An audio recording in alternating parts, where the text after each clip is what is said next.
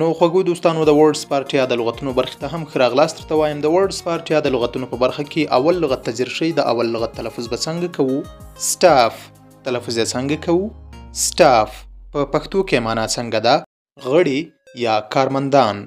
STAFF سټاف د غړو یا کارمندانو په معنا ده. له اول لغت نه تیریږو. خوږو دوستانو راځو دوهم لغت ته. د دوهم لغت تلفظ به څنګه کوو؟ toward. تلفظ یې څنګه کوو؟ toward. په پښتو کې معنا څنګه ده؟ په طرف، په لوري یا خواته. toward. په طرف، په لوري یا خواته. TOWARD. toward. په طرف، په لوري یا د خواته په معنا ورکوي. له دوهم لغت نه هم تیریږو. راځو دریم لغت ته. د دریم لغت تلفظ به څنګه کوو؟ achieve. تلفظ یې څنګه کوو؟ achieve. په پښتو کې معنا څنګه ده؟ ترلاسه کول. ACHIEVE achieve. ترلاسه کول. achieve د ترلاسه کولو په معنا ده.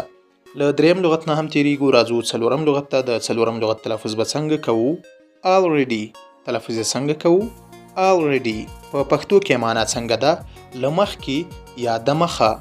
ALREADY already.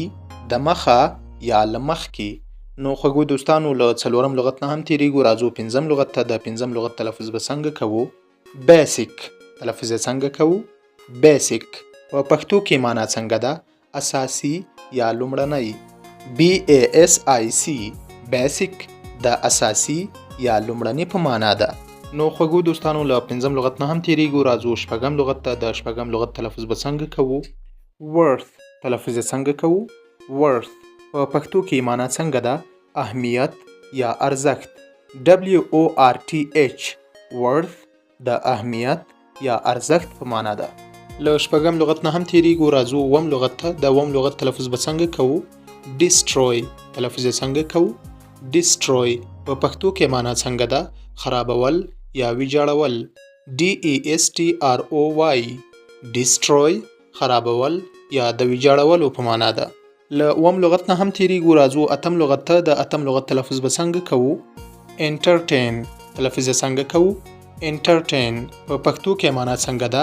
میلمه کول یا دعوتول. entertain د میلمه کولو یا دعوتولو په معنا ده. ENTERTAIN entertain میلمه کول یا بلل. له اتم لغت نه هم تیریږو. راځو نهم لغت ته. د نهم لغت تلفظ به څنګه کوو؟ extra. تلفظ یې څنګه کوو؟ extra. په پښتو کې معنا څنګه ده؟ اضافي